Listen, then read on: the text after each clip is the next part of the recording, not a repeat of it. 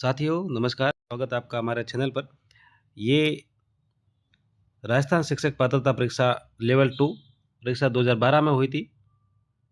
व्याख्या सहित इस पेपर को सॉल्व करेंगे, तो वीडियो को शुरू करते हैं। आपका ज़्यादा समय नहीं लिया जाएगा। ये एग्ज़ाम हुआ था 9 सितंबर 2012 को। चलिए वीडियो को शुरू करते हैं। देखिए, इसमें हम एसएसटी को लेकर ये वीडियो बनाया जा रहा है। एसएसटी का पेपर सॉल्व कराया जा रहा है। इसके बाद हम ट्राई करेंगे साइकोलॉजी का पेपर भी सॉल्व करा दें। व्याख्या सहित पूरा आंसर देखेंगे। देखिए, पहला सवाल, भारतीय संस्कृति में 20वीं शताब्दी का तीसरा दशक महत्वपूर्ण रहा क्योंकि, मैं ऑप्शंस नहीं बोलूँगा, साथ में सीधा आंसर बता रहा हूँ, उसको व्याख्या सहित देखेंगे। तो ये है, सिंधु सभ्यता की खोज हुई थी 20वीं शताब्दी में, इसलिए तीसरा दशक महत्वपूर्ण रहा था। और जिस प्रश्न में व्याख्या इंपॉर्टेंट नहीं रहेगी वो व्याख्या नहीं बताई जाएगी। तो 20वीं शताब्दी के तीसरे दशक में सिंधु सभ्यता की खोज की गई थी।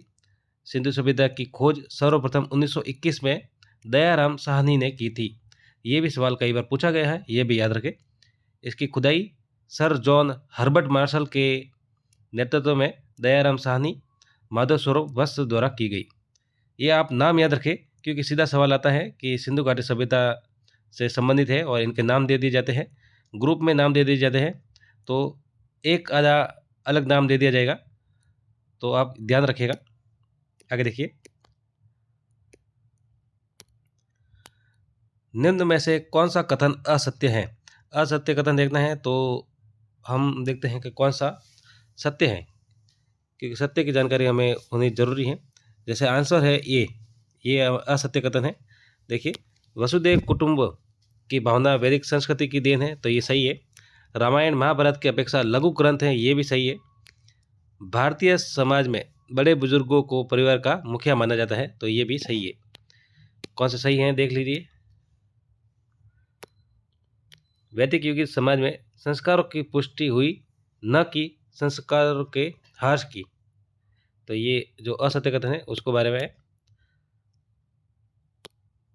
निम्न में से शहरीकरण का कौन सा प्रमुख कारण नहीं है? शहरीकरण का कारण नहीं है, तो ये देखिए, कुटीर उद्योगों का ह्रास ये कारण है। तीव्र जनसंख्या वृद्धि ये कारण है। बढ़ती महंगाई ये शहरीकरण का कारण नहीं है। और आवश्यक सुविधाओं का अभाव ये भी कारण है। तो इसके बारे में तो क्या व्याख्या करनी है, आप देख लीजिए। आगे देखते हैं, निम्न में से कौन सी सभ्यता हड़प्पा सभ्यता की समकालीन थी? तो ये मिस्र की सभ्यता है जो हड़प्पा सभ्यता के समकालीन थी। इसके बारे में पढ़ते हैं, क्योंकि हड़प्पा सभ्यता को लेकर अक्सर सवाल पूछे जाते हैं। मिस्र की सभ्यता हड़प्पा सभ्यता के समकालीन थी। मिस्र सभ्यता स्थल से हड़प्पाकालीन वस्तुओं के अवशेष प्राप्त हुए हैं, जो समकालीन होने के साक्ष्य प्रस्तुत करते हैं। आगे सवाल है, भारतीय समाज में महिलाओं की स्थिति में सुधार की दिशा में किए गए प्रयासों के संदर्भ में निम्न में से कौन सा कथन सही नहीं है? सही नहीं कथन है वो देखना है हमें। तो देखिए, कथन पढ़ते हैं। मद्रास प्रेसिडेंसी में वीरेशलिंगम पुतुल ने विधवा विवाह के समर्थन में एक संगठन बनाया था। जवाहरलाल नेहरू और सुभाष चंद्र बोस ने महिलाओं के लिए अधिक स्वतंत्रता एवं मांगों का समर्थन किया। आगे है,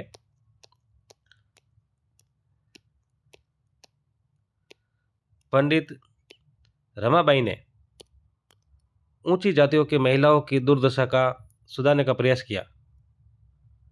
और ताराबाई शिंदे ने स्त्री पुरुष तुलना नाम से किताब प्रकाशित कर स्त्री के बारे में रूढ़िवादी विचारों का समर्थन किया। देखिए, इसको तो कथन देखकर ही पता लगता है जो असत्य कथन है, डी। इसके बारे में देखिए, भारतीय समाज में महिलाओं की स्थिति में सुधार की दिशा में किए गए प्रयासों के संदर्भ में सत्य नहीं है।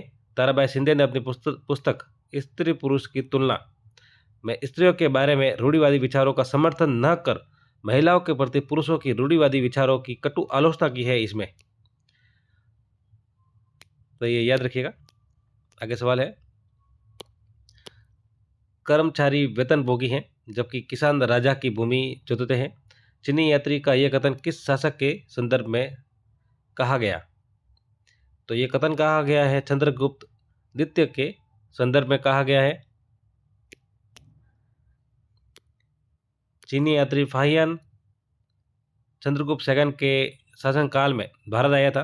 तो ये सवाल भी कई बार पूछा जाता है कि फाहियान किसके शासनकाल में भारत आया था? तो ये आया था चंद्रगुप्त द्वितीय के शासनकाल में, याद रखिएगा।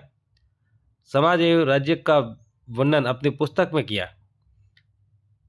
उसका कथन था कि कर्मचारी वेतन भोगी हैं जबकि किसान राजा की भूमि जोतते हैं। ये फाहियान का कथन है। और फाहियान की पुस्तक के बारे में पूछा जाए तो ये फो क्यू की है, ऐसा कुछ नाम है, याद रखेंगे। फो क्यो की ऐसा कुछ नाम है, तो आपको नाम से आपका अंदाजा लग जाएगा। किस चोल शासक ने पल्लवों को हराकर कांची पर अधिकार कर लिया? जैसा कि इस बार रीट पात्रता में ये चोल वंश अलग से नया टॉपिक ऐड किया गया है। तो देखिए ये सवाल 2012 में आ चुका है। किस चोल शासक ने पल्लवों को हराकर कांची पर अधिकार कर लिया था? तो ये थे आदित्य फर्स्ट। इन्होंने पल्लवों को हराकर कांची पर अधिकार कर लिया था। इनके बारे में पढ़े तो देखिए, विजयालय चोल वंश का वास्तविक संस्थापक माना जाता है। तो पूछा जा सकता है चोल वंश का वास्तविक संस्थापक, तो विजयालय है। ये आदित्य फर्स्ट विजयालय के पुत्र है। इन्होंने पल्लवों को हराकर कांची पर अधिकार किया था, याद रखिएगा। ये सवाल पूछा जा सकता है क्योंकि ज़्यादातर सवाल रिपीट होते हैं। दक्षिण भारत के किस राजवंश ने राज्यों को राष्ट्र, कोट्टम और ग्राम में विभाजित किया? तो ये किया था चोल में। दक्षिण भारत के चोल राजवंश के राज्यों को राष्ट्र, कोट्टम और ग्राम में विभाजित किया गया था, याद रखिएगा। पूछा जा सकता है वापस।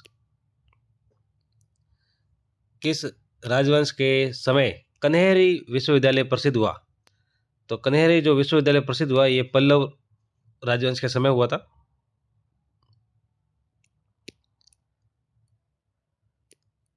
और ये विश्वविद्यालय है महाराष्ट्र राज्य में, ये भी साथ में याद रखें।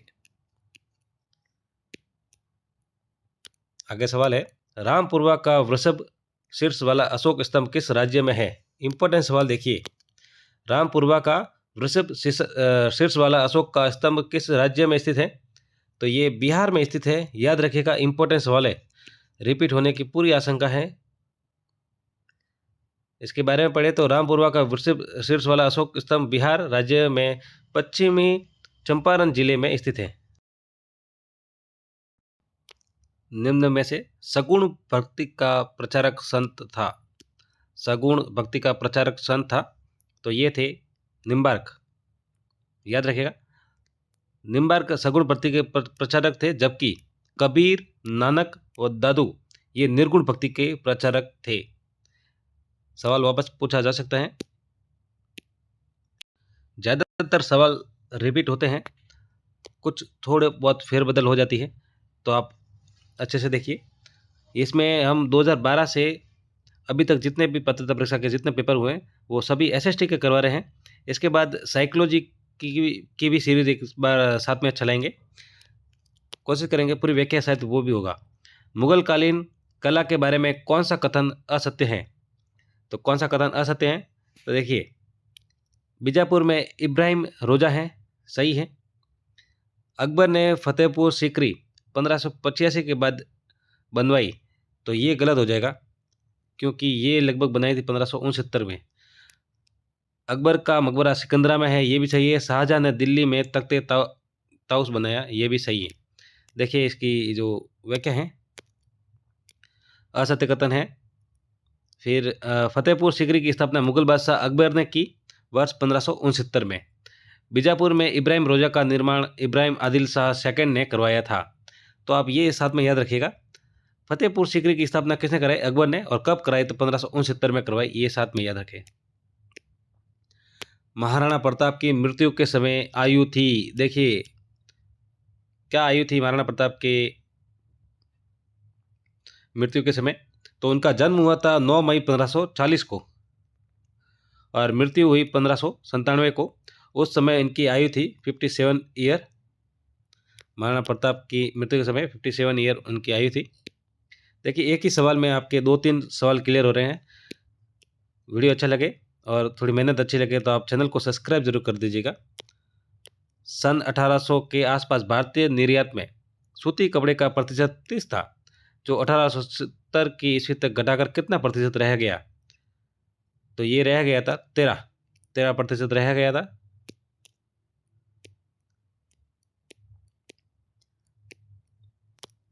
महिलाओं ने भी जागरण एवं सामाजिक सुधार हेतु आधुनिक काल में लेखन कार्य को प्रोत्साहन दिया। इसी क्रम में उन्होंने कई पुस्तकें लिखी। 1876 ईस्वी में प्रकाशित ग्रंथ अमर जीवन की लेखिका थी। अमर जीवन की लेखिका कौन थी? तो ये थी रास सुंदरी देवी। याद रखिएगा, वापस सवाल पूछा जा सकता है, इंपॉर्टेंट सवाल है। अमर जीवन की लेखिका रास सुंदरी थी। इसके बारे में व्याख्या तो जरूर पढ़नी ही पड़ेगी। रास सुंदरी देवी के द्वारा अमर जीवन माई लाइफ आत्मकथा नामक पुस्तक की रचना की गई। इस पुस्तक में महिलाओं के जागरण व सामाजिक सुधारों का वर्णन किया गया। तो सवाल कुछ इस तरह से भी आ सकता है, देखिए कि अमर जीवन रास सुंदरी देवी की जो पुस्तक है उसमें इन्होंने किसका वर्णन किया? महिलाओं के जागरण और सामाजिक सुधारों का इसमें वर्णन किया है। भारतीय संविधान को अंगीकृत किया गया, तो इसमें संविधान सभा द्वारा, भारतीय संविधान को अंगीकृत किया गया संविधान सभा द्वारा। भारतीय संविधान को संविधान सभा द्वारा अंगीकृत किया गया। भारतीय संविधान 26 नवंबर 1949 को बनकर पूर्ण हो गया था और 26 जनवरी 1950 को लागू किया गया। ये तो सबको पता ही है। पंथ निरपेक्ष शब्दावली जिसे बाद में जोड़ा गया का उल्लेख भारतीय संविधान के किस भाग में है? देखिए ये सवाल कई बार रिपीट हुआ है तो वापस भी रिपीट हो सकता है। तो ये प्रस्तावना उद्देशिका में ये मिलता है और इसके बारे में पढ़े तो 42वें संविधान संशोधन कब हुआ था? 1976 में हुआ था। 42वां संशोधन के द्वारा भारतीय संविधान में प्रस्तावना में पंथ निरपेक्ष शब्द जोड़ा गया। 42वें से जोड़ा गया है। आगे सवाल है, बालकों के अधिकार बिल 1992 का कौन सा अनुच्छेद ये कहता है कि मुझे मेरे अधिकारों को जानने का अधिकार है? अनुच्छेद 42 के तहत, 42 अनुच्छेद है, इसके तहत ये कहता है कि मुझे मेरे अधिकारों को जानने का अधिकार है। इसको व्याख्या सही समझते हैं। बालकों के अधिकार बिल 1992 के अनुच्छेद 42 के अनुसार प्रत्येक बालक को उसे अधिकार जानने का अधिकार है। ये भी याद रखें, बालकों के अधिकार का बिल कब आया था? 1992 में आया, ये साथ में याद रखें। निम्न में से कौन सा मौलिक अधिकार नहीं है? कौन सा मौलिक अधिकार नहीं है? देखिए जो मतदान का है ये मौलिक अधिकार नहीं है। बाकी देखिए समानता का अधिकार मौलिक अधिकार है, स्वतंत्रता का अधिकार है, संवैधानिक उपचारों का अधिकार है। ये मतदान का अधिकार ये मौलिक अधिकार नहीं है। तो सी राइट आंसर हो जाएगा इसका। भारतीय संविधान में 6 प्रकार के मौलिक अधिकार प्रदान किए गए हैं जिसमें मतदान का अधिकार शामिल नहीं है। ये अधिकार एक संवैधानिक अधिकार है। मूल कर्तव्य संविधान के भाग 4 क के किस अनुच्छेद में समाहित है? कई बार रिपीट सवाल हुआ है, वापस रिपीट हो सकता है। तो ये 51 क में शामिल है। इसकी व्याख्या देखें, क्योंकि बार बार ये सवाल रिपीट हुआ है तो वापस हो सकता है। मूल कर्तव्य संविधान में स्वर्ण सिंह समिति, देखिए काफ़ी इंपॉर्टेंट है। स्वर्ण सिंह समिति की सिफारिश पर 76वां संविधान संशोधन माता पिता या संरक्षक द्वारा 6 से 14 वर्ष के बच्चों हेतु प्राथमिक शिक्षा प्रदान करना अनुच्छेद 51 क के रूप में शामिल किया गया। संविधान में 11 मौलिक कर्तव्यों का वर्णन किया गया है। देखिए किस संविधान संशोधन में ये कहा गया? तो 76वें संविधान संशोधन, एक ये याद रखें। किसकी सिफारिश पर? तो स्वर्ण सिंह समिति, याद रखेगा। और किस आयु वर्ग? तो 6 से 14 वर्ष के आयु वर्ग बच्चों के लिए प्राथमिक शिक्षा का प्रदान करने का ये शामिल किया गया है 51 क में। राष्ट्रपति चुनाव से संबंधित गलत कथन है।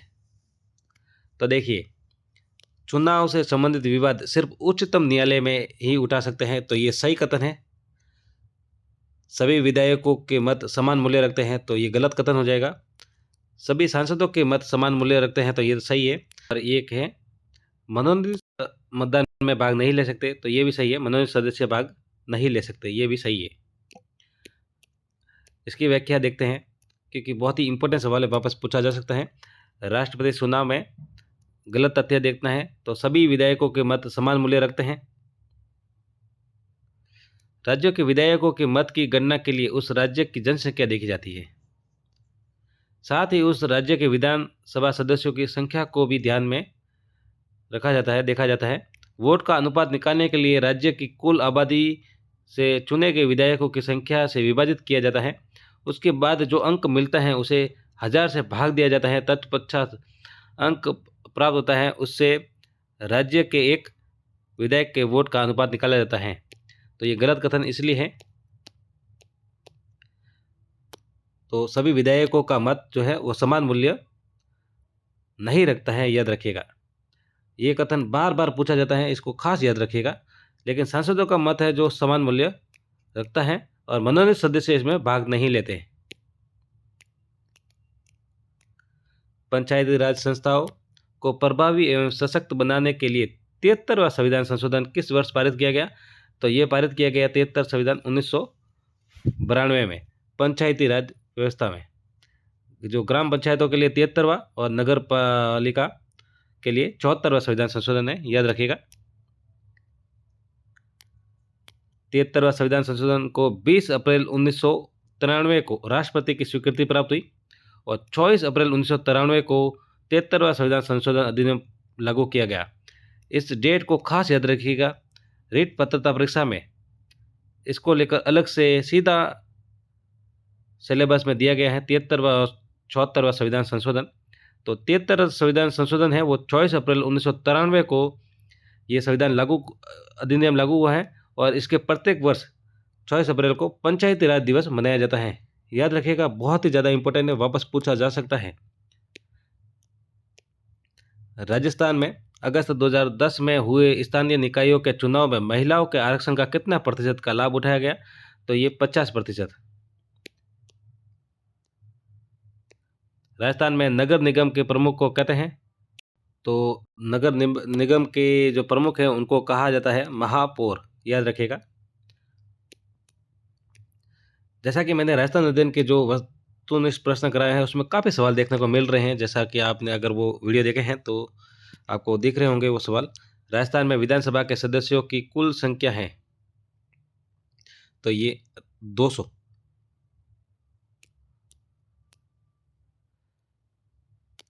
ये भी देखिए, सीधा सवाल आता है, सीधा। Lok Sabha seat 25, Rajya Sabha seat 10।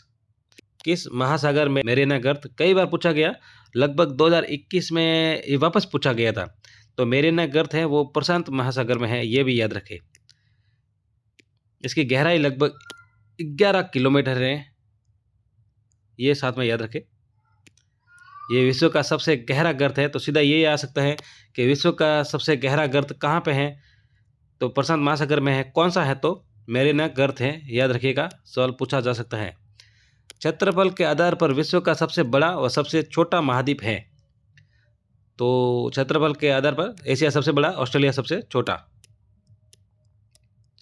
ये क्रम है, देखिए। एशिया सबसे बड़ा, फिर है अफ्रीका, फिर है उत्तरी अमेरिका, फिर है दक्षिणी अमेरिका, फिर है अंटार्कटिका, फिर यूरोप और ऑस्ट्रेलिया। क्रम भी पूछा जा सकता है। निम्नलिखित में से कौन सा एक पृथ्वी का परिमंडल नहीं है? तो ये ओजोन मंडल है, ये पृथ्वी का परिमंडल नहीं है। बाकी वायुमंडल है, जीवमंडल है और स्थल मंडल है। पृथ्वी का परिमंडल वायुमंडल, स्थल मंडल और जैवमंडल है। ओजोन मंडल पृथ्वी पर नहीं, समताप मंडल में स्थित है। संगमरमर एक उदाहरण है, तो संगमरमर है ये कायांत्र चट्टान है, याद रखिएगा, सवाल वापस पूछा जा सकता है। संगमरमर एक कायांत्र चट्टान का उदाहरण है। अपक्षय और अपर्दन की संयुक्त क्रिया को कहते हैं? तो ये कहा जाता है अनाच्छादन। याद रखिएगा।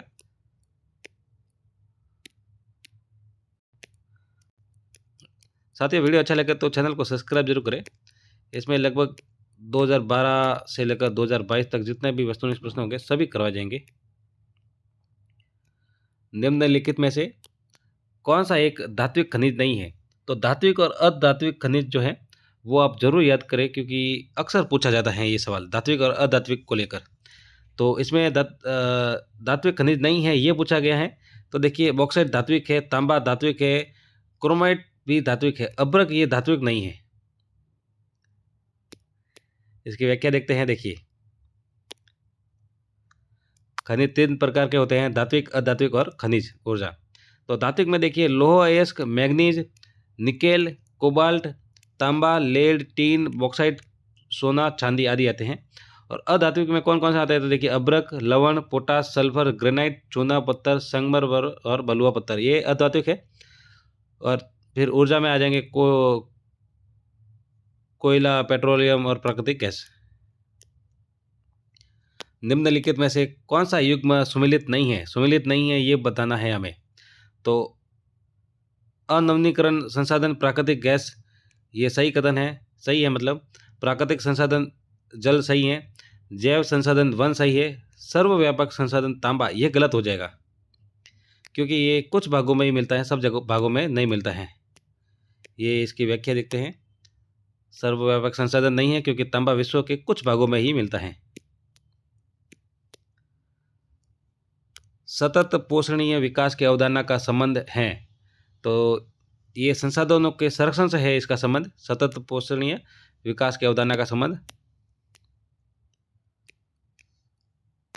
वन्य जीवों के कम होने का एक प्रमुख कारण है। तो वन्य जीवों के एक कम होने का प्रमुख कारण कौन सा है?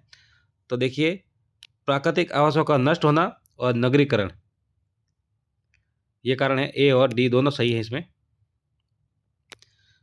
विश्व में निम्नलिखित में से किस एक प्रदेश में गहन निर्वाह कृषि का अधिक प्रचलित है? तो ये है मानसूनी प्रदेश में। कौन सा भू आकार विश्व की छत के नाम से जाना जाता है? तो ये मेरा फेवरेट सवाल है, क्योंकि मैं जब स्कूल में था तब ये सवाल काफ़ी पूछा करता था। पामीर का पठान, भू आकार में विश्व की छत कहा जाता है पामीर के पठान को। भारत के किस राज्य में ग्रीष्म ऋतु में सामान्यतः काल वैसाखी हवाएं पाई जाती हैं? देखिए ये सवाल वापस रिपीट हुआ है, 2-3 बार रिपीट हुआ है और अलग अलग परीक्षा में बार बार सवाल पूछा जाता है हवाओं को लेकर, और काल वैसाखी को लेकर अक्सर सवाल वापस आया है, रिपीट हुआ है। तो काल वैसाखी हैं जो है पश्चिम बंगाल और असम, ये दोनों हवाएं चलती हैं। ए और बी इसका राइट आंसर हो जाएगा। भारत के किस क्षेत्र पशु मिलता है? यह पशु कहाँ पे मिलता है? तो ये मिलता है लद्दाख में, याद रखिएगा। निम्नलिखित में से किस एक स्थान पर एंटीबायोटिक दवाओं की उत्पादन इकाई है? तो ये ऋषिकेश जो उत्तराखंड में है, यहाँ पर एंटीबायोटिक दवाओं की कंपनी स्थापित की गई है, ये ऋषिकेश में।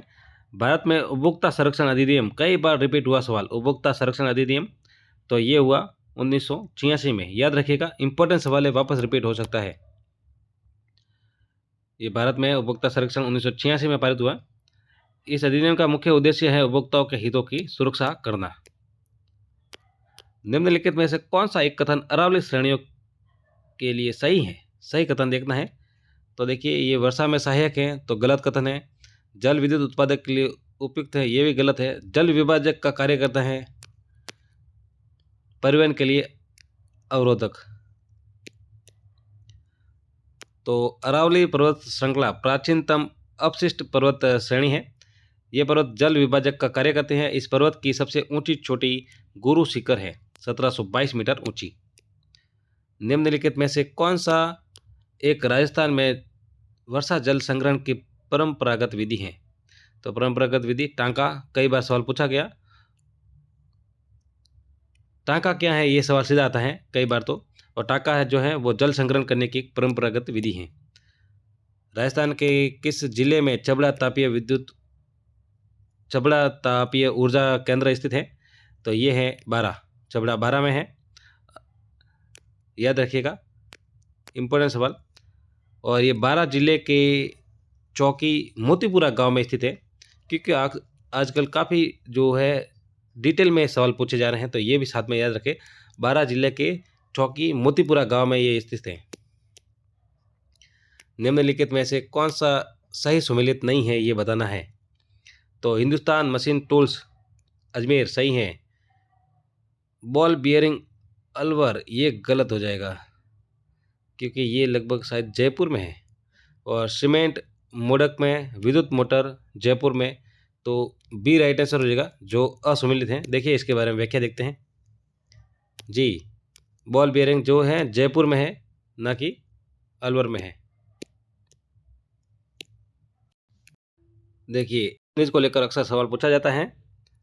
राजस्थान में प्रमुख अभ्रक उत्पादन के जिले हैं, तो ये कौन से हैं? तो देखिए अजमेर, भीलवाड़ा और जयपुर जो हैं प्रमुख अभ्रक उत्पादन के जिले हैं। विरासत के संरक्षण हेतु स्मारक, पुरावशेष स्थान व प्राचीन वस्तु अधिनियम राजस्थान में कब लागू किया? देखिए इतना इम्पोर्टेंट सवाल राजस्थान अध्ययन की बुक में ये आया था, तो ये लागू हुआ 1961 में। विरासत के संरक्षण हेतु स्मारक, पुरावशेष स्थान व प्राचीन वस्तु अधिनियम राजस्थान में 1961 में ये लागू हुआ, याद रखिएगा। बालद क्या है? सवाल पूछा है बालद क्या है, तो देखिए बालद क्या है। मांड गायन की परंपरा नहीं, बिनजारों का वह बैल समूह जिसकी पीठ पर माल लाद कर विक्रय ले जाया जाता है, तो ये हो जाएगा बी, बालद हैं ये।